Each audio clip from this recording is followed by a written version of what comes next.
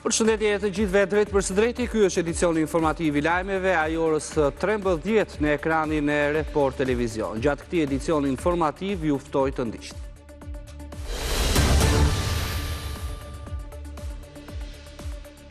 Opinionet e Komisionit të Venecias dëshmojnë qartësi, sipas kryeministrit Edi Rama, se gjykatat nuk mund të pezullojnë anëtarët e qeverisë pasi një masë e tillë i hap rrugë presioneve politike ndaj qeverisë dhe destabilizimit institucional. 2 ditë përpara se gjykata kushtetuese të nisë shqyrtimin e ankimit të bërë prej tij për rastin e zëvendës kryeministres Belinda Balluku, në komentet mbi zhvillimet kryesore të javës, kreu i qeverisë i kushtoi kësaj çështje hapësirën kryesore.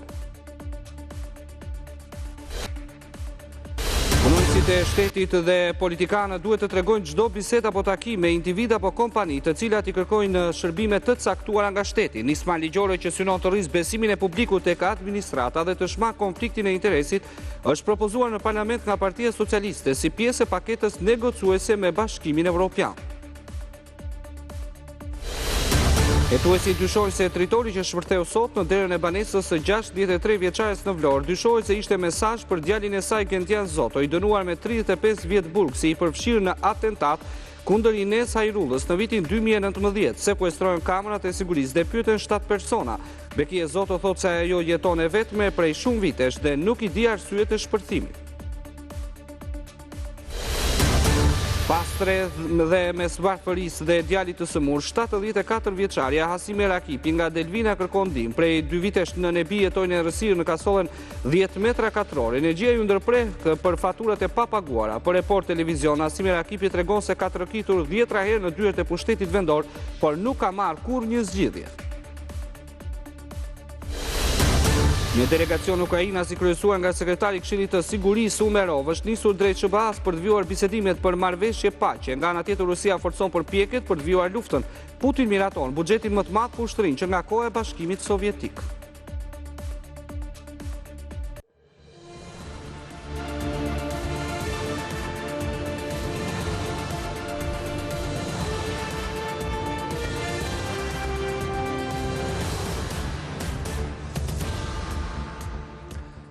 Fillojmë më gjerësisht. Opinionet e Komisionit të Venecias dëshmojnë qartësi, sipas kryeministrit Edi Rama, se gjykatat nuk mund të pezullojnë anëtarët e qeverisë pasi një masë e tillë i hap rrugë presioneve politike ndaj qeverisë dhe destabilizimin institucional. 2 ditë përpara se gjykata kushtetuese të nisë shqyrtimin e ankimit të bërë prej tij për rastin e zëvendës kryeministres Belinda Balluku, në komentet mbi zhvillimet kryesore të javës, kreu i qeverisë i kushtoi kësaj çështje hapësirën kryesore. Një ditë pasi gjykata e posaçme kundër korrupsionit dhe krimit të organizuar njoftoi masat e sigurisë ndaj zëvendës kryeministres, mes të cilave pezullimin e saj nga funksionet, kryeministri Edi Rama e bëri fare të qartë qëndrimin e tij kundër, ndërsa foli për një akt antikushtetues. Po atë ditë gjykatës kushtetuese ju dërgua edhe kërkesa për të shfuqizuar këtë vendim. Këtë të diel, Rama ju rikthye kësaj çështje, të herë me argumente nga opinionet e Komisionit të Venecias, qëndrimi të cilit sipas tij është se gjyqësori nuk mund të pezullojë ministra pasi kjo është minimalisht ndërhyrje tek ekzekutivi. Qëndrimi i Venecias është në fakt shumë i prerë. Gjykatat nuk duhet të pezullojnë anëtarët qeverisë, sepse duke bërë këtë, së pari cënojnë balancën e pushteteve. Së dyti, duke e bërë këtë, gjykatat krijojnë mundësinë e instrumentalizimit të drejtësisë dhe Venecia paralajmëron shpesh kundër judicial overreach, ose shqip fare shtrirjes krahut gjyqësorit përtej kufi ndarës me politikën. Një situatë e tillë, thot kryeministri, i hap rrugë presioneve politike ndaj qeverisë, destabilizimit institucional, si dhe manipulimit të ekzekutivit përmes proceseve penale. Kryeministri sjell dhe një argument të tretë mbështetur në opinionet e Komisionit të Venecias. Ministrat kanë funksione politike, jo administrative, dhe Venecia e ka thënë shumë herë. Masat e pezullimit vlen për nënpunësit, jo për anëtarët e qeverisë, sepse ministri nuk është zyrtar administrativ, por autoritet politik. Pezullimi gjyqësor i ministrit është de facto presion për shkarkimin e tij, duke qenë se kur pezullohet një ministër, nuk pezullohet një individ, po paralizohet e gjithë vendimarrja për një apo më shumë sektor që ministri mund të mbulojë. Dhe kjo është këmbë kryer jo kushtetuese. Kryeministri shpreh se në praktikën e gjykatës së të drejtave të njeriut nuk gjenden vendime për një situatë të tillë, pasi sipas tij përbën një absurd. Megjithatë, ka disa parime shumë të qarta të gjykatës europiane që ndalojnë parimësisht këtë aventurë antidemokratike. Së pari, Strasburgu thotë se masat e sigurisë nuk mund të përdoren për qëllime politike, jashtë proporcionalitetit dhe për të ndikuar ekzekutivin. Pezullimi i një ministri nga detyra është minimalisht jo proporcional dhe ndikon drejt për drejt ekzekutivin. Po ashtu sipas tij Strasburgu ka vlerësuar se çdo masë që ndërpret apo cënon funksionimin e institucioneve të zgjedhura duhet të justifikohet me standardin e lartë demokratik. Për të gjitha këto arsye, kryeministri është i bindur se pezullimi i Ballukut është jo proporcionale në thelb, antidemokratike në frym, antikushtetuese në përmbajtje, nënshtrim i ekzekutivit, kërcënimi paprekshmërisë vullnetit demokratik, kundër ndarjes pushteteve, kundër standardeve të Venecias, kundër jurisprudencës së gjykatës europiane të Strasburgut. Ndaj Rama shpreson që gjykata kushtetuese të pranojë padinë e qeverisë dhe të kthejë në detyrë Ballukun. Pres me durim që gjykata kushtetuese t'i jap drejtim çështjes së kësaj rruge të pashkelur askund në Europë. Gjykata kushtetuese pritet të vendosë më 2 dhjetor mbi çështjen e Belinda Ballukut, nëse do ta kalojë apo jo për shqyrtim ankimimin e qeverisë. Nëse kolegji vendos kalimin e çështjes, atëherë pritet që së pari seanca plenare e gjykatës kushtetuese të japë një përgjigje kërkesës së kryeministrit, i cili fillimisht kërkon që Belinda Balluku të rikthehet në detyrë dhe pezullimi i saj të rrëzohet. Që prej datës 20 nëntor me vendim të gjykatës së posaçme antikorrupsion, Belinda Ballukut i është ndaluar e drejta për të ushtruar funksionet publike për shkak të marrjes si e pandehur për ndërtimin e tunelit të Llogaras, lidhur me procedurat e parregullta në tenderin 190 milionë euro, e po ashtu edhe dyshimeve për praktika të njëjta dhe në një prej lotave të ndërtimit të Unazës së Madhe në Tiranë, ndërsa në verifikim janë edhe 6 lotet e tjera. Por si argumentoi gjykata e posaçme masën e pezullimit të Ballukut nga detyra, vendimi i saj u mor bazuar në një nen të kodit të procedurës penale, sipas të cilit të vetmit që nuk mund të pezullohen janë ata që zgjidhen në detyrë sipas kodit elektoral, pra deputetët, kryetarët e bashkive dhe anëtarët e këshillave bashkiake. Në vendimin e GKK-s për zëvendës kryeministren Balluku, fillimisht gjyqtari Orion Çela argumenton se përse është e nevojshme masa e sigurisë ndaj saj duke renditur mes të tjerave mundësinë e ndërhyrjes dhe ndikimit në prishjen apo asgjësimin e provave, rrezikun e largimit apo edhe të përsëritjes së të njëjtës vepër penale. Sipas gjykatës, rrethanat në të cilat ndodhet Balluku e bëjnë të domosdoshëm masën e pezullimit prej faktit që dyshohet 2 herë për kryen e veprës penale në bashkëpunim. Gjykata për këtë i referohet fjalë për fjalë vetëm kodit të procedurës penale dhe nenit 242 të tij. Në rastin konkret për të pandehurën Belinda Balluku nuk ka ndalim ligjor që në zbatim të nenit 242 të kodit të procedurës penale, për të cilën kërkohet masa ndaluese, ajo e pezullimit nga detyra e zëvendës kryeministrit dhe ministrit të infrastrukturës dhe energjisë. Neni 242 i kodit të procedurës penale, pezullimi i ushtrimit të një detyre as shërbimi publik, parashikon se me vendimin që disponon pezullimin e ushtrimit të një detyre as shërbimi publik, gjykata i ndalon përkohësisht pandehurit, plotësisht ose pjesërisht, veprimtarinë që lidhet me to. Kjo masë nuk zbatohet ndaj personave të zgjedhur sipas ligjit elektoral. Pra kjo masë sipas GKK mund të merret për çfarëdo funksioni tjetër, përveç rasteve kur i dyshuari apo i pandehuri është i zgjedhur deputet, kryetar bashkia apo antar i Këshillit Bashkiak. Masa e pezullimit nga detyra sipas GKK-s e respekton kodin e procedurës penale, pasi edhe pse e penguar për të qenë në qeveri, Balluku mund të vijojë pa probleme aktivitetin e saj si deputete në kuvend. Në rastin konkret vlerësohet më e përshtatshme për mbarvajtjen e procedimit që të caktohen 2 masa sigurimi. Për të pandehurën Belinda Balluku, gjykata çmon të theksojë se caktimi këtyre masave të sigurimit personal nuk e pengon të pandehurën Belinda Balluku që të ushtrojë funksionet e saj si deputet i zgjedhur në Kuvendin e Shqipërisë. Punojësit e shtetit dhe politikanë duhet të tregojnë çdo bisedë apo takim me individ apo kompani që ju kërkojnë shërbime të caktuara nga shteti. Nisma ligjore që synon të rrisë besimin e publikut tek administrata dhe të shmang konfliktin e interesit është propozuar në parlament nga Partia Socialiste si pjesë e paketës negociuese.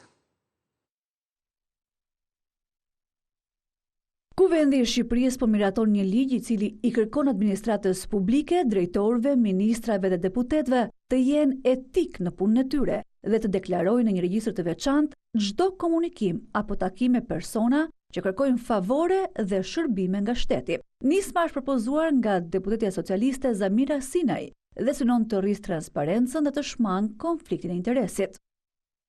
Nënpunësit publik që kanë funksione vendimarrëse gjatë ushtrimit të detyrës së tyre, si dhe personat që ushtrojnë funksione të larta publike, përfshirë deputetët dhe anëtarët e Këshillit të Ministrave në ushtrimin e detyrës së tyre, veprojnë në mënyrë transparente dhe të përgjegjshme në çdo komunikim apo ndërveprim me persona fizik apo juridik që përfaqësojnë ose promovojnë interesa të veçanta për vendimarrje në institucionet publike. Çdo kontakt ose takim që ka për qëllim ndjekjen e një interesi të veçantë deklarohet pranë institucionit përkatës brenda 15 ditëve nga zhvillimi i tij. Siç thuhet në relacion, objektivi kryesor është parandalimi i çdo forme të ndikimit të papërshtatshëm apo konfliktit të interesit gjatë vendimarrjeve publike, duke siguruar një raportim të qartë, të strukturuar dhe transparent të ndërveprimeve mes nëpunësve publik dhe palëve të treta që kanë interesa të veçanta. Shqipëria i bën këtë ndërhyrje në përputhje me standardet ndërkombëtare të GRECO-s, organ antikorrupsion i Këshillit të Evropës. Projektligji synon të plotësojë boshqyqjet ekzistuese në kuadër ligjor dhe të rrisë besimin e publikut tek institucionet shtetërore. Legjislacioni aktual nuk parashikon një detyrim të qartë për të deklaruar takime dhe kontakte të tilla, çka krijon hapësirë për perceptime negative dhe përfshirje të veçanta, thuhet në relacion. Aktualisht deputetët kanë detyrimin që sa herë votojnë një iniciativë që prek interesa personal, ta deklarojnë atë në një regjistër të veçantë për konfliktin e interesit. Siç shihet nga ky dokument i Kuvendit të Shqipërisë, në 4 vjet, mes 140 deputetëve, vetëm 8 kanë deklaruar konflikt interesi dhe ato përfshin përfitime të drejtpërdrejta të familjarëve të tyre nga vendimi që po votonte parlamenti.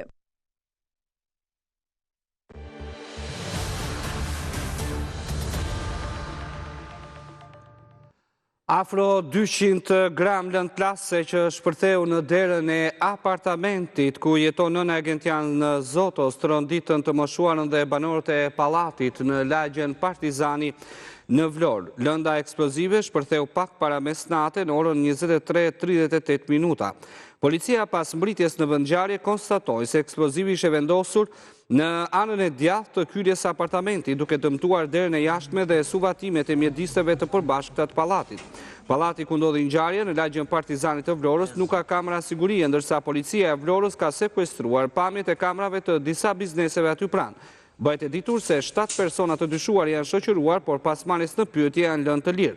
Sipas burimeve policore, ngjarja mund të jetë një mesazh për djalin e të moshuarës, Gentian Zoto, i cili është dënuar me 35 vite heqje lirie në akuzën e pjesëmarrjes në atentatin organizuar ndaj Inez Hajrullës, ngjarje ndodhur më 10 maj të vitit 2019 në lungomare të Vlorës. Asmëria ndonjë tutje ndonjë tu. Me kë jetoni këtu? Vetëm ja. Po ku ka ndodhur ngjarja? Në çfarë? Në 12 kaca. Erdhi policia? Po. Ishin këtu me mua gjithë. Keni pasur dëme përveç se derës? Ja. Vetëm këto, kjo po? Ishte shpërtimi i fuqishëm? E dëgjova më shumë botim. Ty. Përveç se derës nuk pati dëme tjetër. Jo. Juve si u quhen? Deri kësaj. Juve si u quhen? Bakizato. Keni pasur konflikte ku keni punuar para? Jo, fare asnjë. Po Kam çfarë kaq mendoni? vite këtu në Po çfarë mendoni që mund ta kenë bërë? Nuk e di. Unë si gjithfare. Jam habitur dhe vetë. Nuk e Dëme di. tjera këtu pas ka bërë goxha dëm. Po tash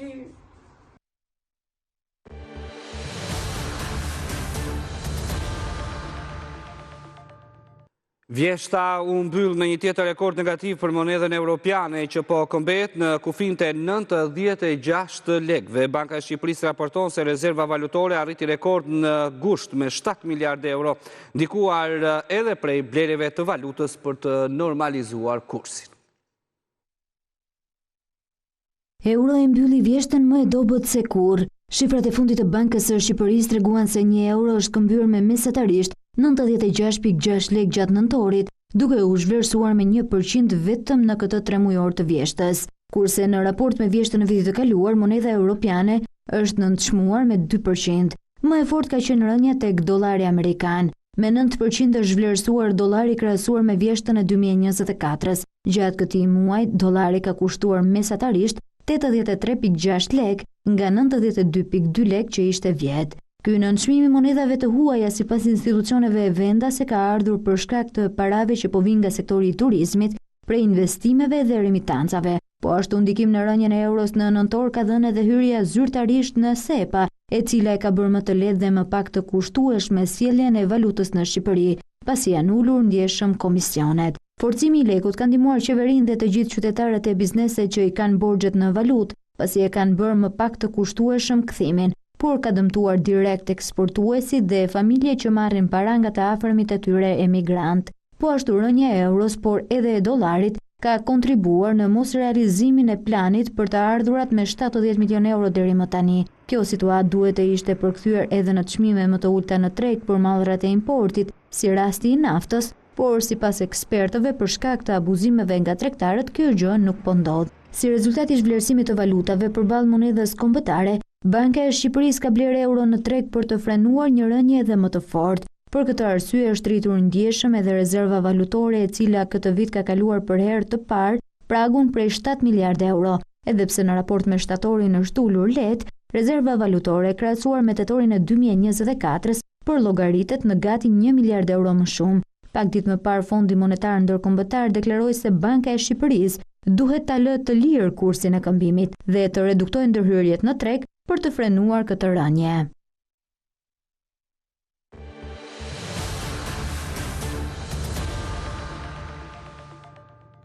Pas tre mbi kokë mes varfërisë dhe problemeve shëndetësore, kjo është drama me të cilën përballet e moshuara Hasime Rakipi dhe djali i saj Ismur. Jeta në një kasolle 10 metra katror është vështirësuar edhe më shumë pas ndërprerjes energjisë elektrike 2 vite më parë për shkak të faturave të papaguar.